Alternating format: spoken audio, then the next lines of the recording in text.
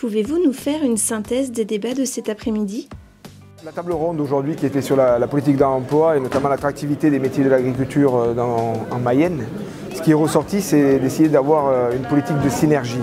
Ça veut dire essayer d'être tous les acteurs locaux en même temps et porter un message positif de vivre en Mayenne, vivre mieux en Mayenne, vivre bien en Mayenne avec tout ce qu'il peut y avoir en termes de contexte culturel, économique, etc. Donc ce qui est ressorti, c'est d'avoir une synergie. Et l'agriculture doit participer à cette synergie, à cette dynamique qui permettent de faire en sorte qu'un certain nombre de jeunes et moins jeunes soient attirés par le département de la Mayenne pour pouvoir amener une valeur ajoutée, vivre au pays et faire en sorte aussi de remplir les besoins d'emploi que l'on peut avoir en agriculture, mais dans d'autres secteurs plus particulièrement. Donc l'agriculture doit être actrice pour pouvoir faire en sorte d'amener des compétences, des personnes, des aptitudes à l'envie de travailler avec le vivant, travailler à la campagne. Et je crois que c'est dans cette dynamique-là que tous les acteurs de la table ronde ont essayé de développer une dynamique et une envie de partage et d'action commune. Et le mot créatif, il faut être créatif dans tous les territoires. Je sillonne un petit peu la France. Dans tous les pays, dans tous les départements, on a besoin d'être créatif et d'être capable de porter un message positif de notre métier, même si quelquefois l'agriculteur peut avoir un manque de revenus, continuer à avoir une politique d'investissement sur les hommes et les femmes, parce que c'est avec ces hommes et ces femmes qu'on fera la richesse, à la fois économique mais aussi sociale d'un territoire. Que retenez-vous du débat ? Tout le monde a bien conscience de l'emploi important dans le milieu de l'agriculture. Et aujourd'hui, il faut mettre tous les moyens en œuvre pour redynamiser l'emploi, redorer l'image de l'agriculture, qu'elle soit porcine, laitière, bovine ou volaille et autres productions.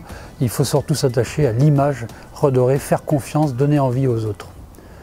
Et avec cela, on pourra, je l'espère, avoir plus de facilité de recrutement et plus de jeunes dans les centres de formation, qui seront le vivier de demain pour nos emplois proposés. Qu'est-ce qui est important pour un salarié agricole ?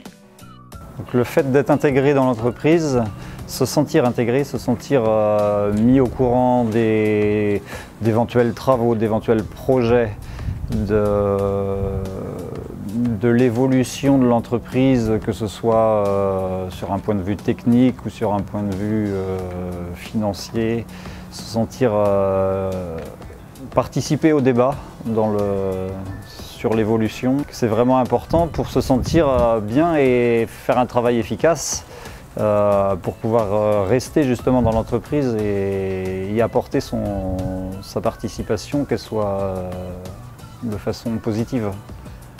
Quel est votre ressenti à la sortie de cette assemblée générale ? On est sur deux problématiques. La première, c'est la transmission des exploitations. On est en production porcine, donc nous, la problématique, elle est la transmission des outils. Et la deuxième, c'est la recherche de main-d'œuvre. Et dans notre production, c'est aussi une problématique importante. L'attractivité du territoire est difficile parce qu'on est un territoire considéré comme rural. On a eu l'intervention de politiques qui essaie de nous montrer que le territoire reste attractif, mais tout reste à construire et à relancer.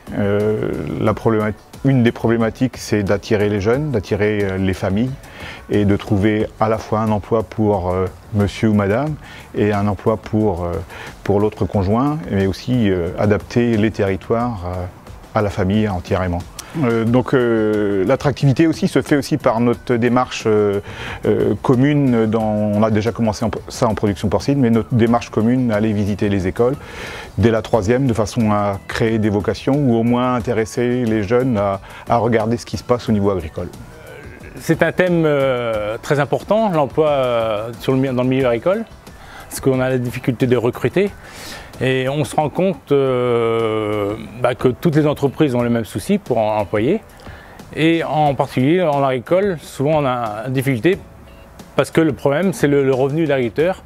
Donc quand il n'y a pas de revenu, de salarié, donc on ne considère plus comme un investissement mais comme une charge, quoi. Et ce qui est dommage, parce que c'est ce qui pourrait développer, un salarié peut permettre de développer son entreprise agricole.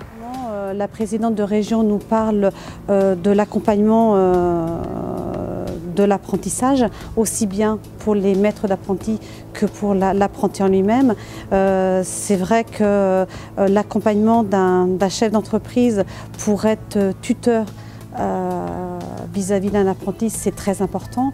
J'aurais un bémol, la formation pour les tuteurs, il faudrait peut-être engager un peu plus de moyens financiers au niveau de la région pour accompagner nos chefs d'entreprise à pouvoir prendre des apprentis, parce qu'on sait très bien que dans nos professions, aussi bien chez les agriculteurs que nous, chefs d'entreprise travaux agricoles, nos salariés de demain, c'est ceux qu'on va former aujourd'hui, et il faut absolument qu'on mette les moyens humains, les moyens financiers, les moyens techniques pour que tout ce qu'on est autour de ce pôle de l'emploi, pôle agricole, on puisse former correctement nos futurs salariés.